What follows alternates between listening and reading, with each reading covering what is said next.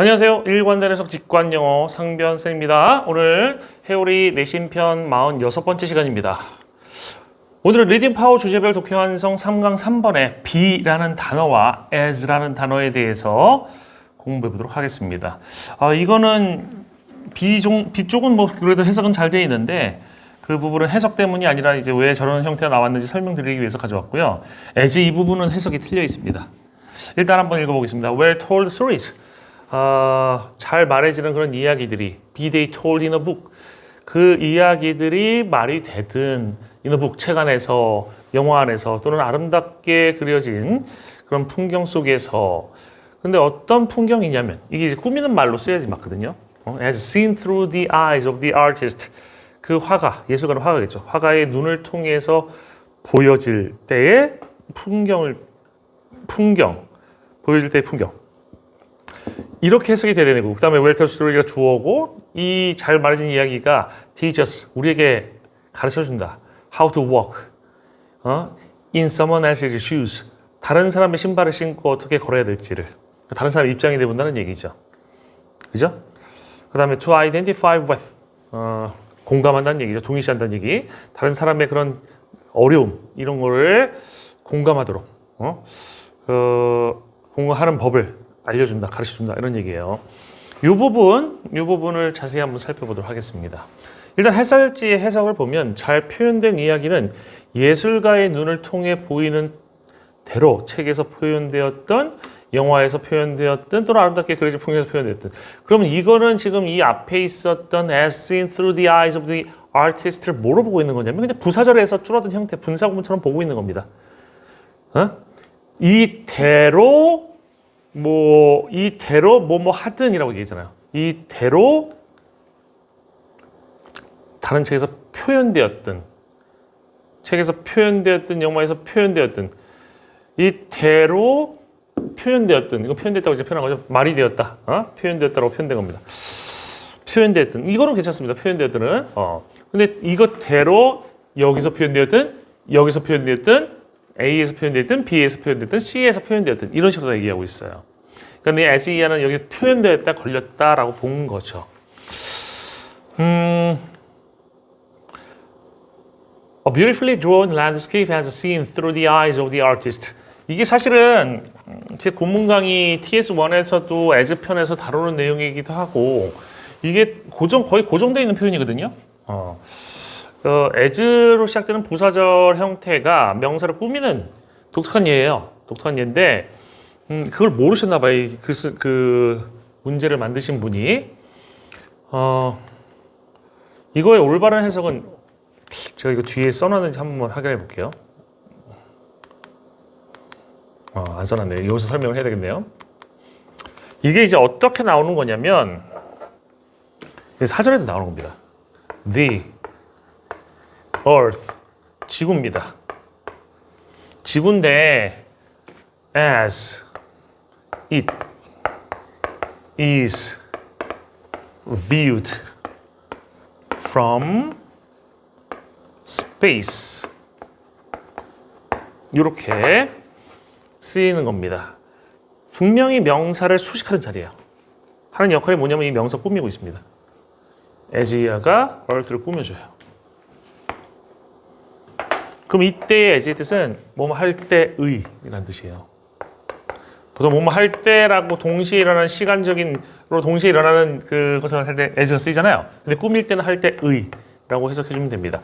그리고 또 하나 재밌는 게 이 표현에서는 이 수식받는 the earth가 수식받고 있고 앞에 있는 명성이 the earth잖아요.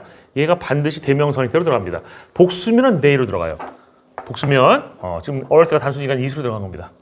그 다음에 이게 분사구문이라고 했잖아요. 분사구문이기 때문에 여기에 있었던 이시 문맥적으로다가 파악이 되면 삭제가 되고 그 다음에 is가 being이 돼서 삭제가 될 수 있습니다. 그래서 as 뒤에 pp 형태가 바로 나올 수 있어요. 이게 패턴이고요. 기출에서도 이게 2번 이상 나왔어요. 이 구조가. 기출에서도. 그러니까 이 지금 책을 만드신 분이, 해설지 쓰신 분이 아마도 기출이라든지 이런 데에서 이 as 용법을 못 배우실 거나 아니면 사전에서 이 as 용법을 못 보셨던 것 같아요. 사전에 나오는 설명이 있습니다. 사전에도 이 설명 나옵니다. 똑같잖아요. A beautifully drawn landscape as 다음에 it is가 나가는 거잖아요. It is seen through the eyes of the artist. 그러니까 얘는 해석 어떻게 돼요?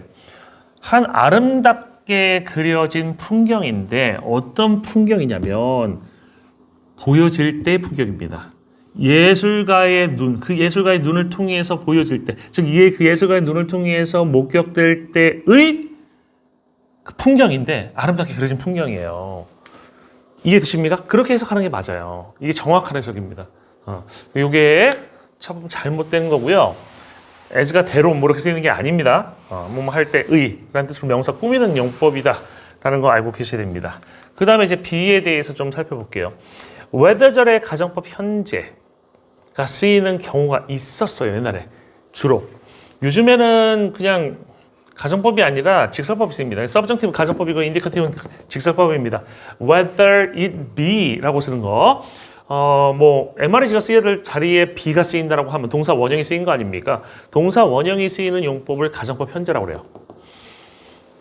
그 정도상 교수님이라고 서울대 언어학과 교수님이 계신데 그분이 쓰셨던 옛날에 문법 책에 이런 얘기가 나와요. 가정법 현재라는 용어는 좀 혼동스럽다. 이게 왜냐면 현재라고 하면 MREG가 현재형이잖아요. B는 현재형이 아니라 이거 가정법 원형이라고 해야 되지 않을까? 그런 제안을 그 책에서 써놓으신 적이 있는데 어쨌든 간에 원어민들이 이걸 present subjunctive라고 불러요. present subjunctive 가정법 현재라고 그래서 whether it be라고 하는 것이 가정법 현재고 whether it is라고 하면 it is 그것은 이다. 이게 직설법입니다. 법이 세 종류 있는 건 아실 거죠? 명령법, 가정법, 직설법 있잖아요. 근데 여기서 가정법과 직설법인 겁니다. 이해되시죠? 근데 요즘에는 그냥 whether it is라고 얘기하지 whether it be라고 거의 얘기 안 해요. 저는 약간 옛날 옛투의 느낌이 납니다. 근데 이거에 대한 제 원어민 설명을 볼게요. 엄격히 말해서 whether it be is correct 정확하다. 이거 틀린 거 아니다. whether it be가 이건 subjunctive다. subjunctive라는 표현 그대로 쓰고 있죠. 하지만 지금 subjunctive에 지금 오타를 내놨네요. 하지만 nowadays 요즘에 sounds 들려. whether it be라는 것이 outdated 시대에 뒤떨어진 것처럼 들려. 옛날 말씀 들린다는 얘기예요. whether it is would probably be used more. whether it is가 아마도 더 많이 사용될 거예요. 실제로 whether it is가 쓰이지 whether it be라는 거 저는 본 적 없어요. 일반적인 교재에서. 일반적인 교재에서 whether it be라고 쓰는 건 못 봤습니다. 그러니까 옛날 글을 봤으면 보일 수도 있는데 옛날 글을 안 보고 뭐 EBS 나오는 질문들이 최근 글들이니까 예전에 뭐 성문이나 이런 책에 보면 아주 옛날 분들이 썼던 1800년대, 900년대의 그런 글들 900년대 초기의 글들 이런 게 있었기 때문에 나올 수 있었어도 지금은 잘 안 보여요. 요즘 글에는. 그래서 이 둘 다 맞는 것이다 라는 겁니다. 일단 그 다음 whether이 생략되면 도치가 일어납니다. if 생략 도치는 많이 알고 계시잖아요. if it were not 40, were it not 4로 바뀌잖아요. if가 생략되면서 도치를 일어나는 거. 근데 이게 생략되면은 무조건 이 가정법 형태로만 생략이 됩니다. 그러니까 whether it is에서 is it 되는 경우는 없어요. whether it be가 be it이 되는 겁니다. 그래서 이거는 생략되면 무조건 가정법이 현재 형태가 남아요. 그래서 be it이 됩니다. 그러니까 만약에 be it 또는 be they라는 형태가 보인다라고 하면 이 의문문 be it 또는 be they가 난 이 동사 원형이 쓸 이유도 없는데 그렇다고 또 의문문도 아니고 이거 be로 왜 시작했지?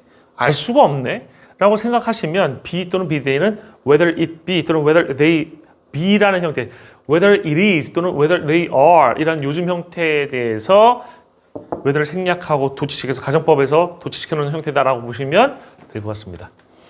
다시 원문장으로 돌아가 보겠습니다. Well told stories. 잘 말이 되는 그런 이야기들, 잘 표현되는 그런 이야기들이에요. 그 이야기들이 책에서 말이 되든 그냥 말이 된다고 할게요. Whether they are인 겁니다. be they는 whether they are. 아까 be is로 했지만 이거는 whether they are예요.